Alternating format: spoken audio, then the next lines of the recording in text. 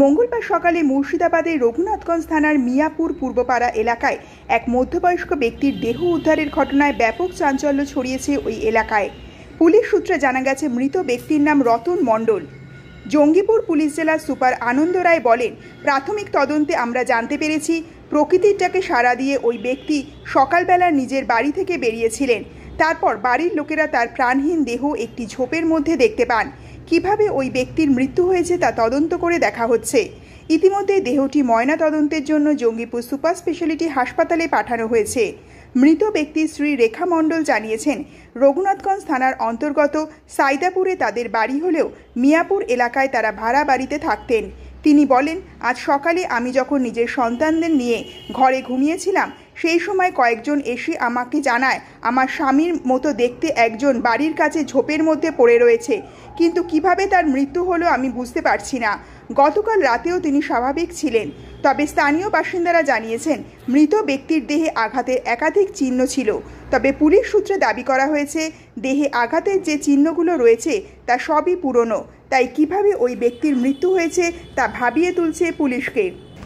আমি বললাম কি তাহলে দেখি তো, গিয়ে দেখছি নুঙ্গি দেখে আমি চিনতে পারলাম। আমি হাতে ধাগা বেঁধে দিয়েছিলাম। আমি কাল রাত থেকে ছিল না? কালকে রাত্রে ছিল স্যার, 4টার সময় বেরালো ঘর থেকে। আর আমি ঘুম পড়ে গেছি ছেলে নিয়ে। যে মারা গেছে তার নাম কি? রতন মণ্ডল। ওটা কে আপনার? আমার স্বামী। আপনার নাম? আমার নাম রেখা মণ্ডল। বাড়িটা কোথায়? বাবরি সাইদাপুর। না, এখানে যেটা মারা গেছে কোথায়? এখানে মিয়াপুর। আমার রেখা। আমি জানছি না কখন কি হয়েছে না হয়েছে, বলতে পারবো না। তবে কি আমরা সকালে উঠে দেখছি আমার বেটা বাথরুম গেছে, বাথরুম থেকে উঠে বলছে মা কে পড়ে আছে। আমরা দুজনেই শুয়েই ছিলাম। পুলিশ এসেছে? হ্যাঁ। এসে কি বডিটা নিয়ে গেল? হ্যাঁ। জানা যায় যে কোথায় বাড়ি বা কিছু? আমি কিছু বলতে পারবো না, জানছি না। ওনার বাড়ি চিনেন না? না, চিনি না।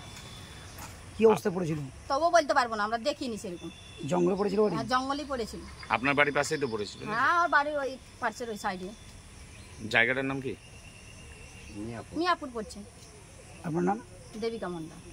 না, আমার বাড়ির পাশ থেকে বডি উদ্ধার হয়েছে। হ্যাঁ, ছেলে বডি। হ্যাঁ।